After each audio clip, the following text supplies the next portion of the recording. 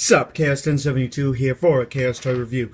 In this video, I'm taking a look at the Armored Red Ranger and Mighty Morphin White Ranger Legacy figures from the Power Rangers Legacy Action Hero line. I'm not sure the specific name of it, but this is a relatively new toy that they're doing. It is essentially 5-inch figures, but a lot better detailed, closer to figure art standards of detail, but still using the Power Ranger 5-inch mold that started with Super Mega Force. And this one right here, Mighty Morphin White, is just a nicer looking figure. It is the exact same figure you will get at any place that you can manage to track this one down. He is exclusive to this line with the Dragon Shield and the Dragon Dagger and all that. But you can still get normal Red Ranger if you can manage to track them down. So, taking a look at the packaging real quick, it does say which Ranger you will be getting, in case you didn't know. And for those of you who do not know, apparently they did end up releasing the full-on team of Mighty Morphin, and they did have Lord Zed. But apparently it's very hard to find in some places, but it is what it is with this sort of thing. But the packaging is inspired by the old 8-inch figures that came in this exact style packaging, although these figures are a lot smaller for obvious reasons. But from what I've seen on pictures, they look exactly the same, except this Toys R Us sticker. So there may be a chance where this isn't exclusively at Toys R Us, and they are exclusively at Toys R Us for around $15, which I feel is a little bit too much. They may be like, for the paint you're getting, that's pretty much all you're paying the extra $5 for. So it depends on how you look at it. So the back of the packaging is a little story about the Power Ranger story, and then there's a little bio, and you can see the rest of the wave, which consists of Armored Red, has Green and White Ranger. There is a little kind of controversy with the Dragon Ranger they have in this wave, but I don't have that one. And then they have the rest of the team. And then here's the bio for Jason. Jason was a teenage black belt and martial arts prodigy before becoming a Ranger. He is a man of few words and prefers to let his hands and feet do the talking. And here we go, Tommy Oliver, also known who has been many Rangers. And Tommy sacrifices Mighty Morphin Green Ranger powers to keep them out of the greedy hands of Rita Repulsa, though through his courage, strength, and honor, Zordon granted Tommy the power of the legendary White Ranger. Yet we weren't aware that this power existed prior. But that's pretty much it for the packaging, so let's pull these guys back in, pan this down a little bit. Since these are pretty much the same mold, I figured I can do it at the same time. Sorry, let me just get this adjusted a bit better. Alright, so we will go with Jason here, since Rocky never used the Dragon Coin. So let's go over those newer details, like, let me get it to focus.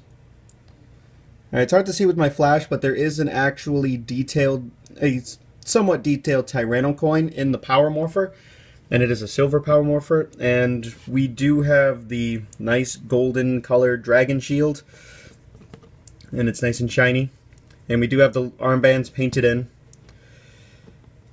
Typical 5-inch figure posability. He's got I'm not sure what kind of joint that is in his leg, but it allows in and out and forward and back. Slightly hindered backwards, but that you can't really bend your leg that far back unless you are a super gymnast.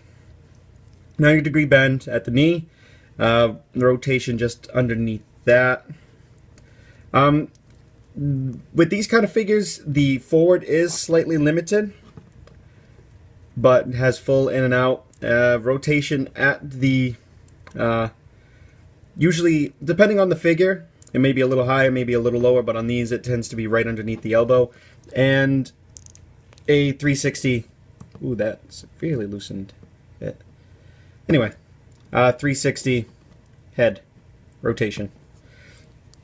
So to go into his weapons, we have, I believe, I forget the name of this thing specifically. I haven't really paid attention too much in Mighty Morphin. I'm just kind of breezing through it, and they don't really call attention to this, to my knowledge, all that often. But we have a pretty much figure art painted dragon dagger, which is really nice. And we have a power sword, which has the coin in it as well on both sides, handle, silver blade, and all that goodness. So this is supposed to fit in his hand, as in all figures. There is a holster hole on both sides, so you could store this. It looks a little weird, but there's really nowhere else for me to store it without having to worry about it. And I tend to put the dragon dagger in this hand for when I display him, because in theory he could, if he had a better swivel joint or two, he could put it up to his mouth to blow into the dragon dagger to summon the Dragon Zord. Sorry if that was a little unfocused. But something like this is tend to be what I pose him in. But that's just me. But yeah, very posable for what it is, and very nicely detailed. So let's get into the Mighty Morphin White Ranger, and mine has a little looseness in the knees, and kind of a little bit of freedom in the hips, but same range of posability. Same hindrance with the shield armor, but nice golden paint all around. Even the back is painted. He got a tramp stamp on his butt.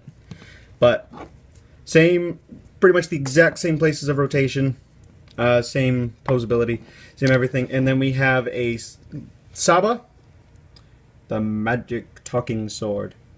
Let's see if I can focus on that.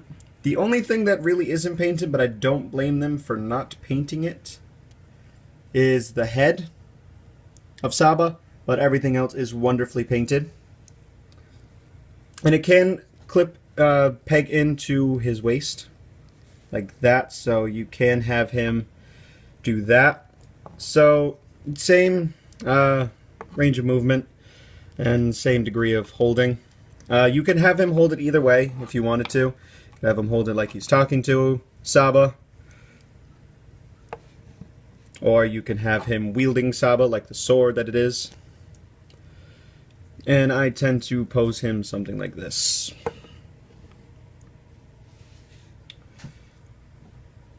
Similar poses, yes, but kind of reminiscent to what the kind of poses they would do in Mighty Morphin.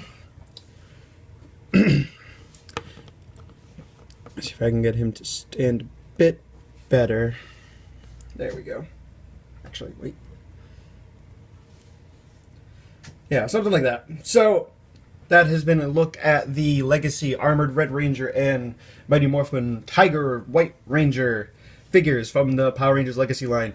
I believe the next figures we are getting are from the movie, Power Rangers movie, that includes Ivan Ooze and the this Mighty Morphin White and the original 5 Ranger outfits from the movie.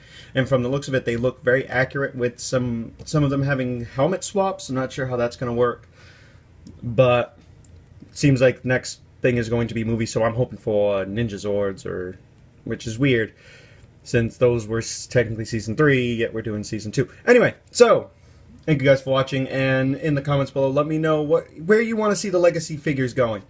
I personally would like to see either Battleizers,